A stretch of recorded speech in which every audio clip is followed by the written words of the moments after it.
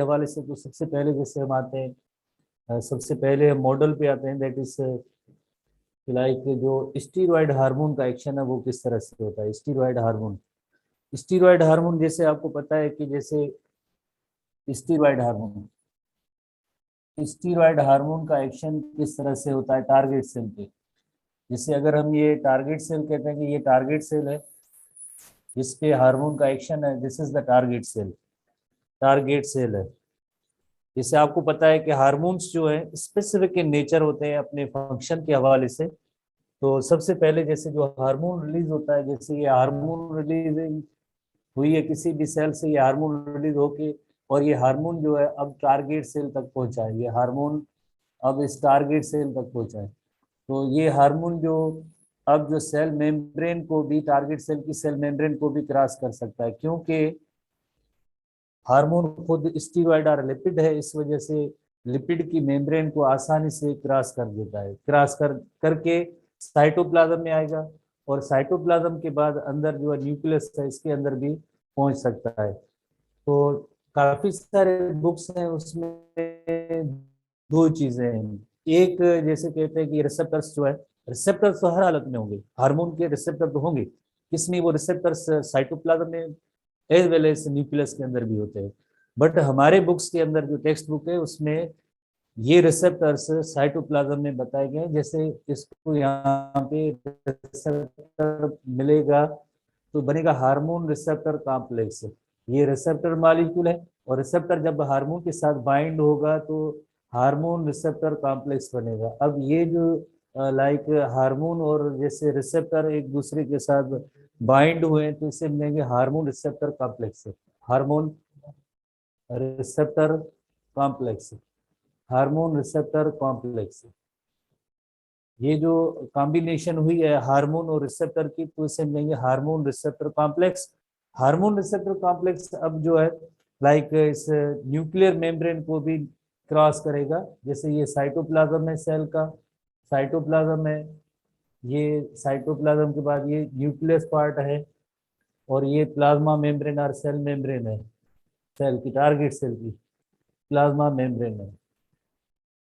तो अब ये जैसे हार्मोन ने प्लाज्मा मेम्ब्रेन को भी क्रॉस किया, साइटोप्लाज्म में भी आए, साइटोप्लाज्म में उसको रिसेप्टर मॉलिक्यूल मिला, देन हार्मोन रिसेप्टर कॉम्प्लेक्स बना। हार्मोन रिसेप्टर कॉम्प्लेक्स बनने के बाद ये न्यूक्लियर मेम्ब्रेन को भी क्रॉस कर लेते हैं। न्यूक्लियर मेम्ब्रेन में देन आपको पता है कि यहाँ पे जेनेटिक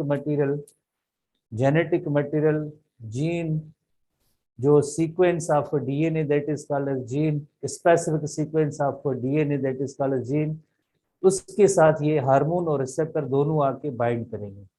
हार्मोन और रिसेप्टर दोनों आके एक स्पेसिफिक सेगमेंट डीएनए की होगी उसके साथ आके ये बाइंड करेंगे।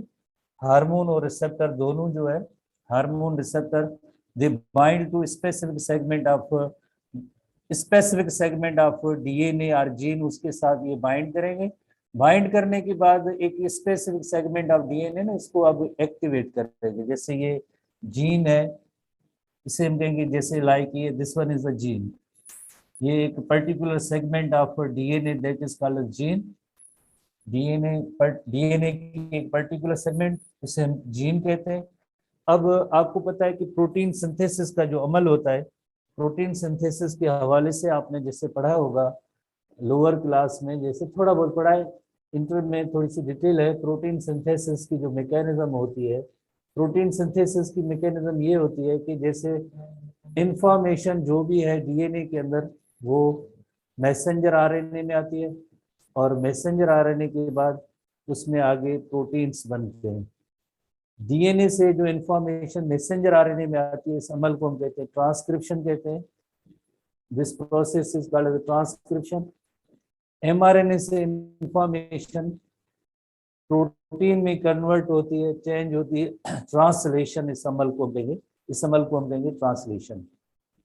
डीएनए टू एमआरएनए और एमआरएनए से प्रोटीन बनते हैं। तो इसी तरह से जो हार्मोन रिसेप्टर कॉम्प्लेक्स एक स्पेसिफिक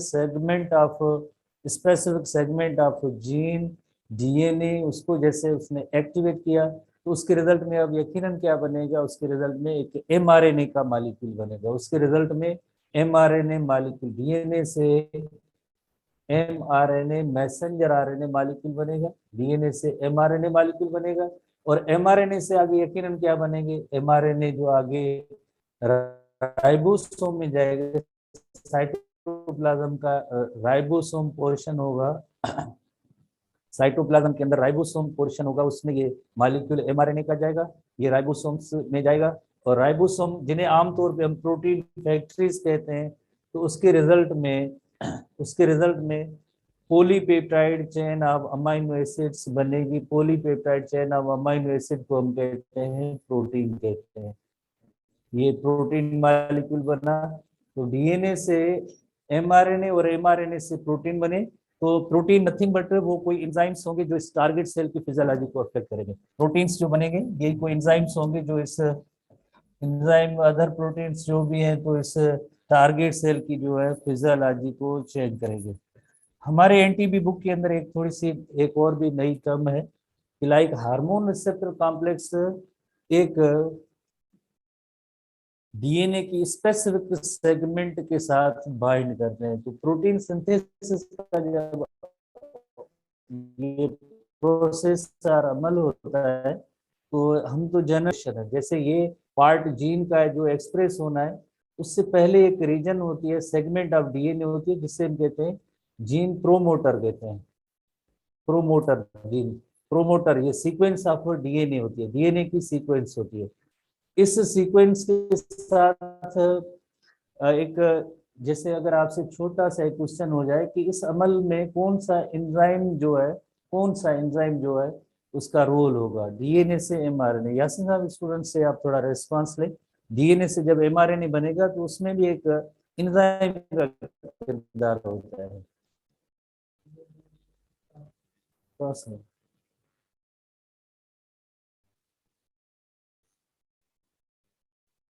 नहीं है जब टाइप करें स्टूडेंट्स, आरएनए पॉलीमरेज एंजाइम है, आरएनए पॉलीमरेज एंजाइम। हाँ, कुछ आरएनए पॉलीमरेज एंजाइम होता है जो डीएनए से आरएनए बनने में आरएनए पॉलीमरेज एंजाइम का किरदार होता है। आरएनए पॉलीमरेज एंजाइम का किरदार होता है डीएनए से एमआरएनए बनने में। तो आरएनए पॉलीमरेज एंजाइम जो होता है, आरएनए पॉलीमरेज एंजाइम वो किसके साथ बाइंड होगा, ये सेगमेंट ऑफ डीएनए, ये तो ओरिजिनल जैसे जीन है जिसकी एक्सप्रेशन होनी है, बट उससे पहले एक डीएनए की सीक्वेंस होती है जिसे हम कहते हैं प्रोमोटर कहते हैं। इसके साथ ये आरएनए पॉलीमरेज एंजाइम बाइंड होगा, आरएनए पॉलीमरेज एंजाइम बाइंड होगा, आरएनए पॉलीमरेज एंजाइम बाइंड होगा। तो इस सेगमेंट ऑफ जो डीएनए है या जीन है, इसमें से डीएनए से आरएनए बनेगी। तो आरएनए पॉलीमरेज एंजाइम बाइंड किसके साथ होगा, इस प्रोमोटर रीजन के साथ। बट यहाँ पे एक और भी प्रोटीन्स होते हैं, उनकी मदद से ये आइदर आरएनए पॉलीमरेज एंजाइम की एक्टिविटी होगी या नहीं होगी, इसको यानी एक्सप्रेस होने देंगे डीएनए को या नहीं होने देंगे, आइदर जो ट्रांसक्रिप्शन करने देंगे या नहीं करने देंगे। यानी आरएनए पॉलीमरेज की एक्टिविटी एक और प्रोटीन होते हैं, यहाँ पे एक और प्रोटीन होते हैं, इन प्रोटीन का नेम होता है ट्रांसक्रिप्शन फैक्टर। ट्रांसक्रिप्शन फैक्टर, ऐसे प्रोटीन का नेम होता है ट्रांसक्रिप्शन फैक्टर्स। तो ट्रांसक्रिप्शन फैक्टर क्या करेंगे, आरएनए पॉलीमरेज एंजाइम की एक्टिविटी को रेगुलेट करेंगे। अगर आरएनए को यहाँ काम करने देंगे, बाइंड होगा, तो यकीनन क्या बनेगा, डीएनए से आरएनए बनेगा। अगर इस आरएनए को बाइंड होने नहीं देंगे ये प्रोटीन्स, तो यकीनन जैसे इस जीन की एक्सप्रेशन नहीं होगी, डीएनए से आरएनए नहीं बनेगा, डीएनए से आरएनए नहीं बनेगा। ये किस पे डिपेंड करता है, ये डिपेंड करता है इन ट्रांसक्रिप्शन फैक्टर्स के ऊपर। Transcription factor regulate the activity of RNA polymerase, RNA polymerase की एक्टिविटी को रेगुलेट करने वाले ये ट्रांसक्रिप्शन फैक्टर है। आरएनए पॉलीमरेज किसके साथ बाइंड होता है, डीएनए प्रोमोटर के साथ बाइंड होगा। देन एक्सप्रेशन किसकी होगी, एक्सप्रेशन इस जीन की होनी है जिसमें यानी डीएनए से आरएनए बनने। ये लफ्ज प्रोटीन सिंथेसिस की हेडिंग के अंदर हम आते हैं, वहां पे हम डिस्कस करेंगे, डिटेल है। बट यहाँ पे क्यों हम लफ्ज इस्तेमाल करें, बिकॉज स्टीरॉयड हार्मोन के अंदर ये पॉइंट बताई गई है कि हार्मोन रिसेप्टर कॉम्प्लेक्स होते हैं, हार्मोन रिसेप्टर कॉम्प्लेक्स किसके साथ बाइंड करेंगे, यकीनन प्रोमोटर रीजन के साथ बाइंड करेंगे। देन आरएनए पॉलीमरेज की जो एक्टिविटी जैसे स्टार्ट होती है, जैसे एक ट्रांसक्रिप्शन फैक्टर होता है, वो आरएनए पॉलीमरेज एंजाइम की एक्टिविटी को जैसे स्टिमुलेट करते हैं ताकि उसमें डीएनए से आरएनए बने। तो यानी यह हार्मोन रिसेप्टर कॉम्प्लेक्स जो बना है, ये भी इन ट्रांसक्रिप्शन फैक्टर्स की तरह होगा, जिसकी वजह से डीएनए से आरएनए बनेगा। एनटीबी के अंदर ये पॉइंट्स मौजूद हैं। थोड़ी सी अगर इसकी रीडिंग हो जाए तो आप उसमें मजीद भी देख सकते हैं। जैसे एनटीबी बुक के अंदर स्टीरॉयड हार्मोन का जो टॉपिक है, उसमें पेज नंबर 82 पेज पे, 82 नंबर पेज पे, ठीक है ना। स्टूडेंट्स को अगर नहीं मिले तो 82 पेज को देखें। एनटीबी का बुक है, नेशनल टेक्स्ट बुक, इसमें 82 नंबर पेज पे। तो स्टीरॉयड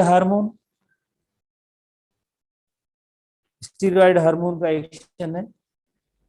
तो steroid and thyroid hormone can pass through plasma membrane because they are lipid soluble, can pass through plasma membrane because they are lipid soluble. Receptor for these hormones are located inside target cell in the cytoplasm or nucleus. Receptors जो है इसके, जैसे ये receptor है, किसके अंदर मौजूद है? साइटोप्लाज्म या न्यूक्लियस के अंदर होते हैं। So hormones bind with receptor to form hormone receptor complex. तो देखें ये हार्मोन और रिसेप्टर के साथ बाइंड हुआ तो हार्मोन रिसेप्टर कॉम्प्लेक्स बना। This complex then binds with promoter region of the gene. Promoter region of the gene कौन सा होता है? यानी जो जीन जिसको एक्सप्रेशन होनी है, जिसमें से डीएनए में से इसमें आरएनए बनना है, उससे पहले डीएनए की जो सीक्वेंस होती है उसे कहते हैं promoter region of the DNA. तो यानी ये हार्मोन रिसेप्टर किसके साथ बाइंड होगा? प्रोमोटर रीजन के डीएनए के जो स्पेसिफिक सेगमेंट ऑफ डीएनए उसके साथ आके बाइंड होगा। फिर क्या next? Acting as a transcription factor, जो ट्रांसक्रिप्शन फैक्टर के तौर पे काम करेगा। और ट्रांसक्रिप्शन फैक्टर का काम क्या होता है? ट्रांसक्रिप्शन फैक्टर का काम ये होता है कि आरएनए पॉलीमरेज एंजाइम को की एक्टिविटी आइदर होने देंगे या नहीं होने देंगे, उसको डीएनए से आरएनए बनना है या नहीं होने देना है, ये ट्रांसक्रिप्शन फैक्टर्स का काम होता है, जो प्रोटीन्स होते हैं। डीएनए प्रोमोटर क्या होता है? Promoter region of the gene जो डीएनए होता है। ट्रांसक्रिप्शन फैक्टर क्या होते हैं? प्रोटीन होते हैं। ट्रांसक्रिप्शन फैक्टर प्रोटीन होते हैं जो क्या करेंगे? आरएनए पॉलीमरेज एंजाइम की एक्टिविटी को रेगुलेट करके। और आरएनए पॉलीमरेज का काम क्या होता है? डीएनए से एमआरएनए बनने में आरएनए पॉलीमरेज एंजाइम का काम होता है। तो ये 2 पॉइंट्स इसमें एनटीबी बुक में मौजूद हैं, तो जिनकी कोई डेफिनेशन या डिटेल नहीं है, तो आपके जहन में यकीनन ऐसे सवाल होंगे कि ये क्या है। तो आप इसको इस तरह से समझ सकते हैं कि यानी जो जीन या डीएनए की सीक्वेंस जो एक्सप्रेस होनी है एमआरएनए में, उससे पहले एक रीजन होता है डीएनए का, जिसे हम कहते हैं promoter region of the DNA. इसके साथ आरएनए पॉलीमरेज एंजाइम बाइंड होगा, बट किसकी मदद से? ट्रांसक्रिप्शन फैक्टर्स की मदद। आरएनए पॉलीमरेज की एक्टिविटी कौन रेगुलेट करता है? ट्रांसक्रिप्शन फैक्टर जो प्रोटीन्स है। तो ये हार्मोन रिसेप्टर कॉम्प्लेक्स जो बना है वो किसके साथ बाइंड होगा? यानी promoter region of the DNA के साथ बाइंड होगा। देन क्या इसका रोल होगा इस हार्मोन रिसेप्टर कॉम्प्लेक्स का? हार्मोन रिसेप्टर कॉम्प्लेक्स का रोल ये होगा कि ये जैसे आरएनए पॉलीमरेज एंजाइम की एक्टिविटी को जैसे आइदर जो बढ़ाएगा या स्टॉप करेगा, तो ये काम ट्रांसक्रिप्शन फैक्टर का होता है। तो ये 2 लफ्ज जैसे जस्ट टर्म थे, बट उसके लिए हमने इतनी पूरी डिटेल बनाई है कि जैसे like promoter region of DNA क्या है और ट्रांसक्रिप्शन फैक्टर क्या होते हैं। ठीक है, होपफुली आपने समझ लिया होगा। और उसके बाद जैसे mRNA of the that gene is found by the transcription and translated into protein.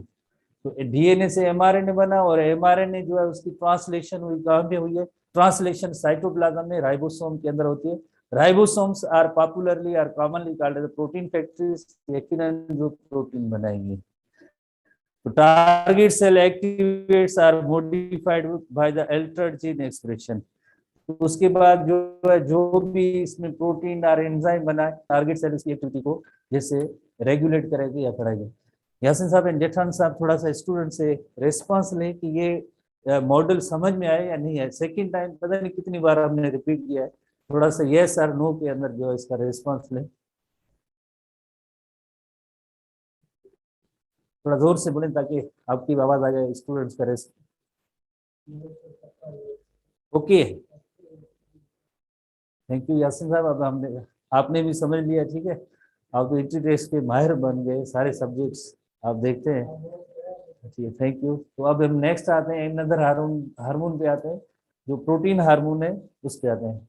फिर भी यासीन साहब कह रहे हैं कि एक बार, जैसे इशारे में कह रहे हैं कि एक बार मजीद समझाएं। ठीक है, एक बार मजीद, जैसे हार्मोन, जो हार्मोन प्रोड्यूसिंग सेल से जो रिलीज हुए स्टीरॉइड, वो आपके टारगेट सेल, जैसे हार्मोन सिर्फ और सिर्फ टारगेट सेल को असरअंदाज करते हैं, उसकी एक्टिविटीज सिर्फ टारगेट सेल, बाकी नहीं। क्योंकि हमने कल भी पढ़ा था रिसेप्टर होते हैं, हर हार्मोन के रिसेप्टर होते हैं, रिसेप्टर अगर होंगे तो उस हार्मोन का उस टारगेट सेल पे इफेक्ट होगा, अदरवाइज नहीं होगा।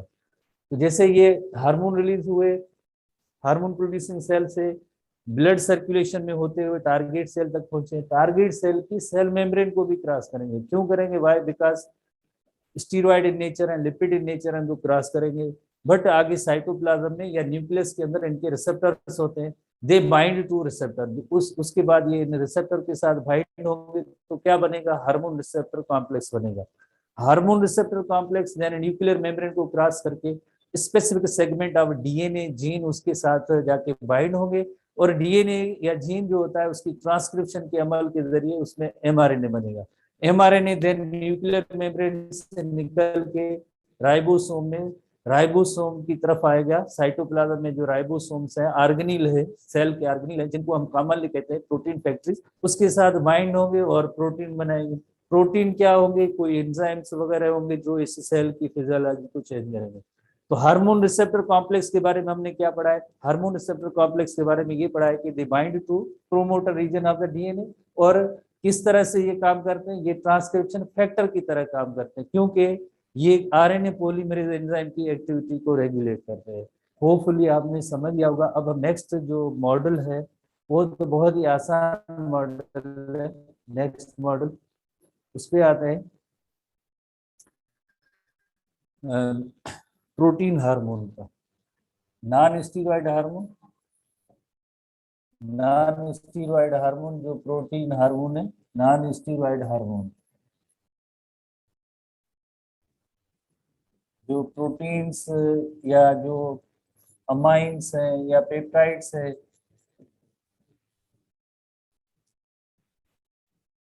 ये सब इस कैटेगरी में आ जाते हैं।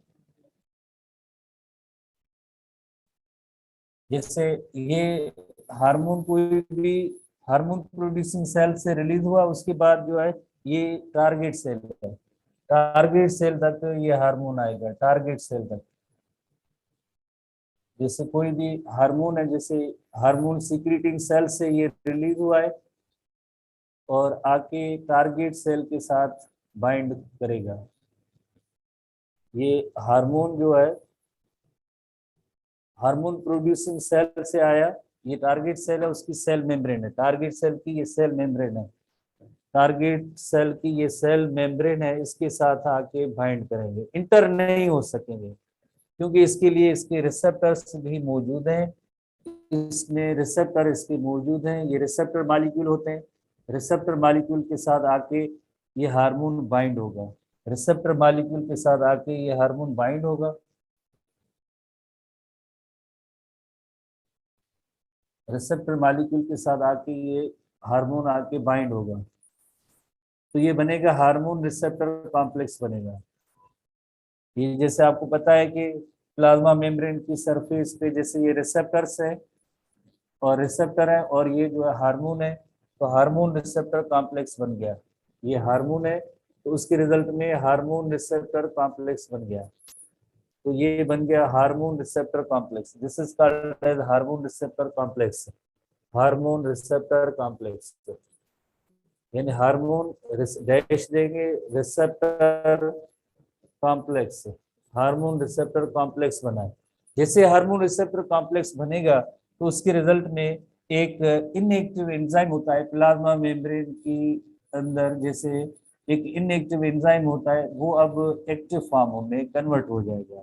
एक्टिव फॉर्म में ये एंजाइम कन्वर्ट हो जाएगा और इस एंजाइम का नेम है एडिनिलेट साइक्लेज एंजाइम। इस एंजाइम का नेम है adenylate cyclase enzyme, adenylate cyclase enzyme.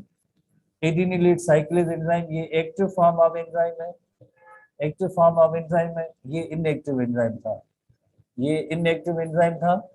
जैसे हार्मोन रिसेप्टर कॉम्प्लेक्स बना तो ये इनएक्टिव एंजाइम अब एक्टिव फॉर्म में हो गई इसकी कन्वर्जन। तो अब ये active form that is called adenylate cyclase enzyme. इस एंजाइम का नेम है एडिनिलेट साइक्लेज एंजाइम।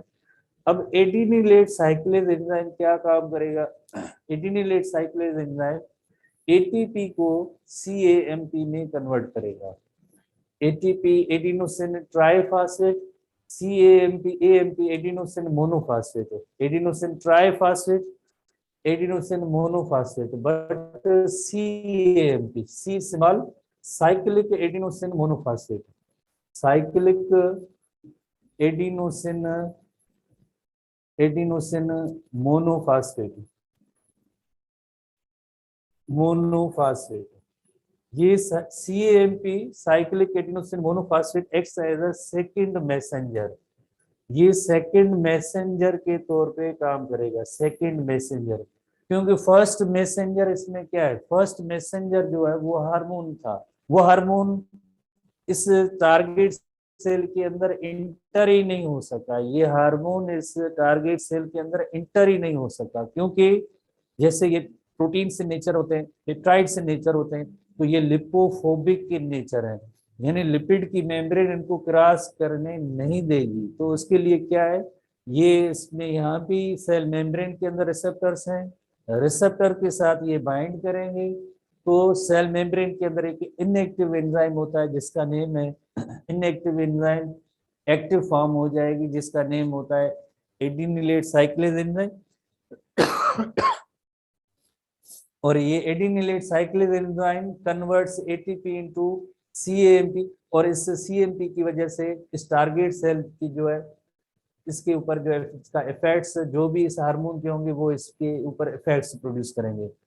आगे जैसे सीएमपी के बाद और भी कई एक जैसे नंबर ऑफ केमिकल रिएक्शंस भी होंगे, काफी सारे मॉलिक्यूल बनेंगे, अल्टीमेटली जो है ये इस टारगेट सेल को मुतासिर करेंगे। जो भी इसका हार्मोन का एक्शन होगा उसके इफेक्ट्स होंगे, जो भी इस हार्मोन की फंक्शन होंगे वो इस टारगेट सेल पे परफॉर्म होंगे, जैसे एक्टिविटीज जो भी इस हार्मोन की। तो अब हम इसकी जैसे रीडिंग करेंगे पेज नंबर 81 एनटीबी के अंदर जैसे मौजूद है, एनटीबी में 81 पेज पे डायग्राम भी मौजूद है।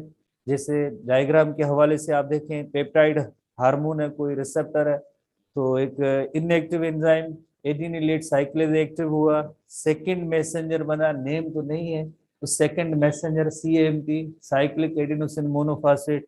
देन वो आगे जो किसी जीन को, जीन एक्सप्रेशन क्या जो हमने थोड़ी देर पहले पढ़ा था, डीएनए से एमआरएनए, एमआरएनए से प्रोटीन, न्यू प्रोटीन बनेंगे, cascade of chemical reaction, chain of chemical reaction, many reaction, एक के बाद दूसरा रिएक्शन होता जाएगा आगे सेकंड मैसेंजर बनने के बाद। तो ये सेकंड मैसेंजर के जरिए जो हार्मोन काम करता है उसे ये जो होगा यकीनन नॉन स्टीरॉयड हार्मोन होगा, प्रोटीन हार्मोन होगा, पेप्टाइड हार्मोन होगा। इसके काम करने का तरीका थ्रू सेकंड मैसेंजर है, इसे हम कहते हैं सिग्नल ट्रांसडक्शन। ये सिग्नल ट्रांसडक्शन है, यानी जो केमिकल सिग्नल थे वो ट्रांसड्यूस हुए, केमिकल वो थे, ये केमिकल वहीं पे पड़ा है, हार्मोन वहीं पे पड़ा है, जो सेल मेम्ब्रेन के अंदर पास उससे पास ही नहीं हो सका, बट उसके सारे फंक्शन है एक ट्रांसडक्शन की प्रोसेस के जरिए जैसे हो रहा है। उस हार्मोन की केमिकल रिएक्शन कोई और जो है परफॉर्म कर रहा है, और कोई सेकंड मैसेंजर है वो ये सारे काम कर रहा है, तो इस अमल को हम कहते हैं सिग्नल ट्रांसडक्शन कहते हैं। ये सिग्नल ट्रांसडक्शन की मैकेनिज्म है। सिग्नल, केमिकल सिग्नल, एक केमिकल सिग्नल दूसरे फॉर्म में कन्वर्ट हुए, फर्स्ट मैसेंजर हार्मोन, ये सेकंड मैसेंजर है। तो इसी तरह से रीडिंग मौजूद है, प्रोटीन्स एंड पेप्टाइड हार्मोन्स के not pass through cell plasma membrane because they are water soluble, water soluble है, बट कौन सी फोबिक होंगी, जिससे ये लिपोफोबिक है, लिपोफोबिक यानी लिपिड की मेम्ब्रेन को क्रॉस नहीं कर सकेंगे, phospholipid. These hormone, the first messenger bind with the receptor on the plasma membrane of the target cell. Target cell उसकी plasma membrane के साथ bind हुए, उसके बाद starting a series of events in the cell which generate the second messenger. उसके बाद जैसे आपने देखा कि inactive enzyme था वो active form एडिनिलेट साइक्लेज में ये convert हुआ, उसके बाद क्या हुआ कि ATP is converted into CAMP. So second messenger, the second messenger then triggers various changes in the cell including activation of enzyme and gene activation, जो भी इसके हार्मोन के जो इफेक्ट्स होंगे सेल टारगेट सेल पे प्रोड्यूस होंगे। Hopefully आपने ये दोनों टर्म्स समझ लिए होंगे। तो अब हम नेक्स्ट आते हैं न्यू टॉपिक पे। जो अब हम जैसे जितने भी एंडोक्राइन ग्लैंड्स हैं उनको वन बाय वन पढ़ते जाएंगे, कौन से हार्मोन प्रोड्यूस करेंगे और उनका क्या इफेक्ट होगा। मेमोराइजेशन तो इसमें बहुत ही की इवेंट है ओवरऑल बायोलॉजी के अंदर, बट हर हार्मोन का जैसे आपको फंक्शन याद करना है, कौन से हार्मोन किस एंडोक्राइन ग्लैंड से रिलीज होते हैं, हर एंडोक्राइन ग्लैंड के हार्मोन है और क्या उनका आगे फंक्शन होगा, टारगेट सेल क्या होता है, इस तरह से जो है हर हार्मोन का टारगेट सेल अपना अपना होता है। तो ये सारी चीजें आप इस तरह से आप याद करेंगे। नेक्स्ट हेडिंग में आते हैं। सबसे पहला जो एंडोक्राइन ग्लैंड हम पढ़ेंगे वो है हाइपोथैलेमस है। हाइपोथैलेमस नंबर 1 एंडोक्राइन ग्लैंड्स हैं। एंडोक्राइन ग्लैंड्स एंडोक्राइन ग्लैंड्स के हवाले से ह्यूमन एंडोक्राइन ग्लैंड्स में नंबर 1 जो है हाइपोथैलेमस हम पढ़ेंगे। हाइपोथैलेमस तो पार्ट ऑफ ब्रेन है। Hypothalamus is the part of brain, brain का पार्ट है। पार्ट ऑफ ब्रेन हमने जैसे पढ़ा है, पार्ट ऑफ ब्रेन। तो स्टूडेंट्स थोड़ा टाइप करके जवाब देंगे कौन से ब्रेन के ये पार्ट है। Fore brain, mid brain, hind brain. Fore brain के पार्ट है, मिड ब्रेन का हाइपोथैलेमस पार्ट है या हाइंड ब्रेन का? फोर ब्रेन का पार्ट है। अच्छा, अगेन एक दूसरा सवाल आ जाए कि इसमें ये डाइनसिफिलोन से रिलेटेड है या टीलेनसिफिलोन से? डाइन से या टीलन से? डाइनसिफिलोन, एग्जैक्टली। डाइनसिफिलोन के बाद एक और जैसे उसके अंदर कंपोनेंट्स है, ये किस कंपोनेंट का आखिर में जैसे हिस्सा है? आगे आगे थोड़ी सी टाइपिंग करते जाए, थोड़ा सा हमने जो पढ़ा है और आपने भी जैसे टेस्ट दिए उसमें ये सारे सवाल हैं। डाइनसिफिलोन के बाद एक और आगे जो कैटेगरी है लिम्बिक सिस्टम, एग्जैक्टली। आप तो इंस्टीट्यूट माहिर है, एक्सपर्ट है, आप तो यकीनन 100% बायोलॉजी आपने सीख ली है। तो ये लिम्बिक सिस्टम का पार्ट है, ठीक है। लिम्बिक सिस्टम का पार्ट है हाइपोथैलेमस। हाइपोथैलेमस और इसी वजह से जैसे एक तो पार्ट ऑफ ब्रेन है, तो आगे जैसे कौन कौन से हाइपोथैलेमस फंक्शंस रेगुलेट करता है वो भी आपने जैसे पढ़ा है। हाइपोथैलेमस होम्योस्टेसिस का सेंटर है, सेंटर फॉर होम्योस्टेसिस। काफी सारे इवन हार्मोन्स की जो लेवल होती है, हार्मोन की लेवल कम या ज्यादा होती है, वो भी हाइपोथैलेमस को पता चलता है। जैसे हंगर है, थ्रस्ट है, वाटर लेवल है, जिस तरह से ये सारी जो चीजें रेगुलेट कौन करता है, ये हाइपोथैलेमस करता है, हमने जैसे पहले ही पढ़ा है, ठीक है। अगर हम यहाँ पे सिंपल लिखें कि ये पार्ट ऑफ ब्रेन है, एज वेल एज इसके अंदर न्यूरो सिक्रीटरी सेल्स भी है। Neurosecretory neurosecretory cells भी होते हैं। न्यूरो सिक्रीटरी सेल्स जो है ये आगे हार्मोन्स प्रोड्यूस करते हैं, हार्मोन्स प्रोड्यूस करते हैं। और हार्मोन्स की जो केमिकल नेचर होती है उन्हें हम कहते हैं न्यूरोपेप्टाइड्स। न्यूरोपेप्टाइड्स हैं, न्यूरोपेप्टाइड्स हैं। तो अब देखें, पार्ट ऑफ ब्रेन भी है, ब्रेन है तो यानी इसमें नर्वस टिश्यू भी है, नर्वस टिश्यू भी है, as well as neurosecretory cell, endocrine tissues भी हैं। तो इस वजह से हाइपोथैलेमस को कंसीडर किया जाएगा connecting link. Connecting link between किसके दरमियान? कनेक्टिंग लिंक बिटवीन, BW का मतलब है between, between nervous and endocrine system.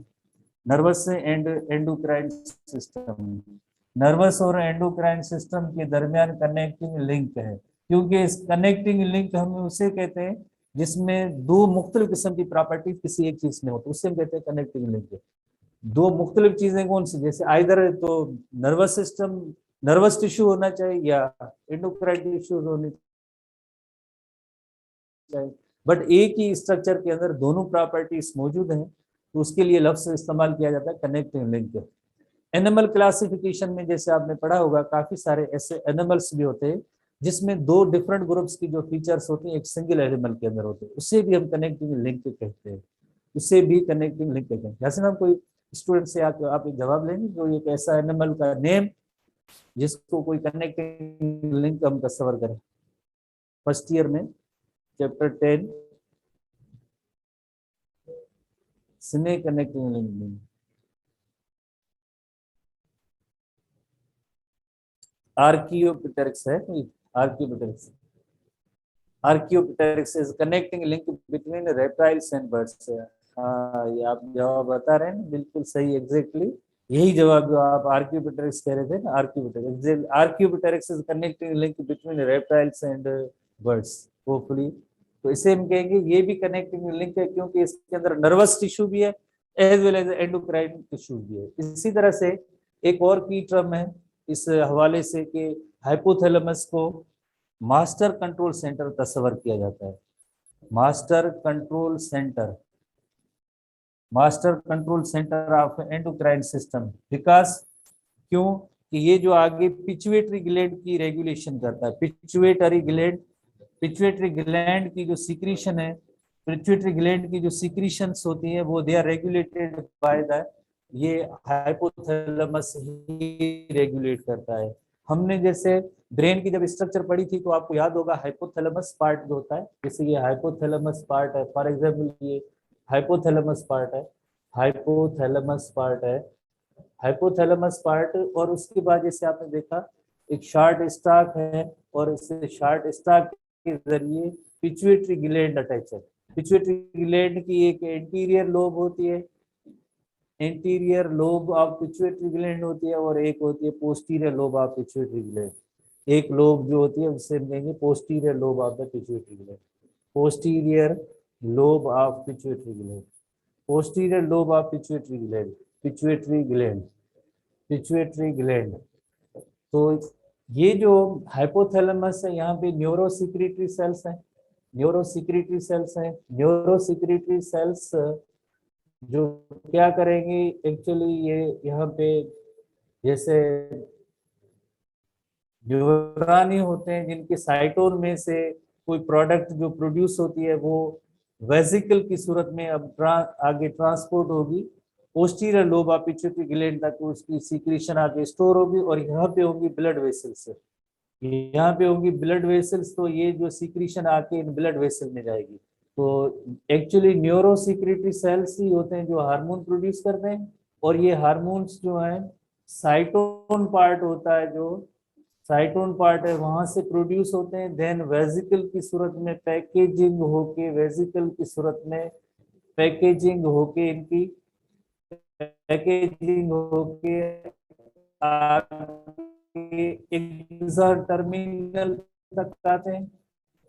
Exam terminal किसके साथ आगे कनेक्टेड होंगे, एक साथ जाहिर है, क्योंकि हार्मोन की सीक्रेशन ब्लड स्ट्रीम में आके दाखिल होती है, तो आगे इसकी सीक्रेशन आके जिससे ब्लड स्ट्रीम में दाखिल होगी, वो ऐसी ब्लड वेसल्स की अरेंजमेंट कहाँ पे होती है, वो होती है posterior lobe of the pituitary gland. तो हम ये कहेंगे कि एक्चुअली हाइपोथैलेमस के भी कुछ हार्मोन्स जो प्रोड्यूस होते हैं जो आके posterior lobe of the pituitary gland में आके स्टोर होते हैं।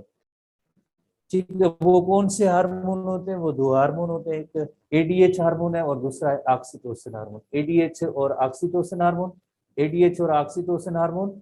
और हमारे एनटीबी बुक के अंदर जैसे अगर आप देखेंगे वहां पे लिखा हुआ है कि ये प्राइमरी हार्मोन है। प्राइमरी हार्मोन यानी ओरिजिनल हार्मोन जो प्रोड्यूस यहाँ पे हुए और स्टोर यहाँ पे हुए, store posterior lobe of the pituitary gland में होता है।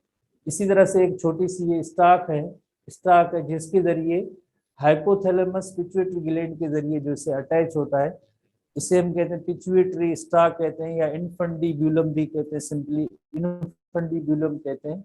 Stock is called infundibulum, infundibulum. ये एक्चुअली पिट्यूटरी ग्लैंड की जैसे पॉइंट्स हैं, बट हम इस कनेक्शन पे बात कर रहे हैं कि जैसे हाइपोथैलेमस पिट्यूटरी ग्लैंड की सीक्रेशन को रेगुलेट करता है। कैसे रेगुलेट करता है हम इस पे आएंगे कि एक रिलीजिंग हार्मोन या रिलीजिंग फैक्टर जिसे कहते हैं, वो हार्मोन रिलीजिंग हार्मोन या रिलीजिंग फैक्टर कहलाएंगे, और दूसरे जो इनहिबिटिंग हार्मोन या इनहिबिटिंग फैक्टर्स कहलाते हैं। ये हार्मोन क्या करेंगे, रिलीजिंग हार्मोन या इनहिबिटिंग हार्मोन, ये जो है पिट्यूटरी ग्लैंड की सीक्रेशन को, जैसे रिलीजिंग रेफर्स टू कि पिट्यूटरी ग्लैंड को स्टिमुलेट करेंगे कि ये आप हार्मोन रिलीज करें। इनहिबिटिंग हार्मोन, इनहिबिटिंग यानी पिट्यूटरी ग्लैंड को कहेंगे कि आप जो है हार्मोन्स को स्टॉप करें, अब इस सीक्रेशन की बॉडी में जरूरत नहीं है। क्योंकि हाइपोथैलेमस हार्मोन लेवल को भी मॉनिटर करता है कि कौन सी लाइक लेवल है, कम है, ज्यादा है, आइदर हार्मोन रिलीज होना चाहिए, स्टॉप होना चाहिए। तो ये रिलीजिंग हार्मोन, यकीनन रिलीजिंग हार्मोन क्या करेंगे, रिलीजिंग हार्मोन पिट्यूटरी ग्लैंड को स्टिमुलेट करेंगे कि आप ये हार्मोन रिलीज करें। इनहिबिट लफ्ज की मीनिंग है स्टॉप करना। जैसे RH की मीनिंग होती है रिलीजिंग हार्मोन, IH की मीनिंग होती है releasing hormone. Releasing hormone, releasing hormone यकीनन जो है ये हार्मोन रिलीज कराएंगे, या रिलीजिंग फैक्टर। और इनहिबिटिंग, इनहिबिट लफ्ज की मीनिंग है स्टॉप करना। Inhibiting hormones, releasing hormone, inhibiting hormone produce करेंगे और पिट्यूटरी ग्लैंड की सीक्रेशन को रेगुलेट करते हैं। इस वजह से इनको मास्टर ग्लैंड भी कहा जाता है। ठीक है, तो ये पिट्यूटरी स्टाक वगैरह, या स्टाक जो इनफंडिबुलम पिट्यूटरी स्टाक कहलाती है, पिट्यूटरी स्टाक। तो ये हम नेक्स्ट आगे कल मजीद इसको डिस्कस करेंगे। यासिन साहब ये इनको जो है जैसे ये दे दें, या इसकी स्क्रीनशॉट आप ले लें तो बेहतर है। स्क्रीनशॉट ले लें, जैसे ये ले लें। हाँ हाँ, स्क्रीनशॉट ले लें, ये भी है। स्क्रीनशॉट स्टूडेंट ले रहे हैं, ठीक है। और ये नंबर 1 है, नंबर 1 का स्क्रीनशॉट आप ले लें, नंबर 2 है, और ये नंबर 3 पे, ठीक है। आज ये सी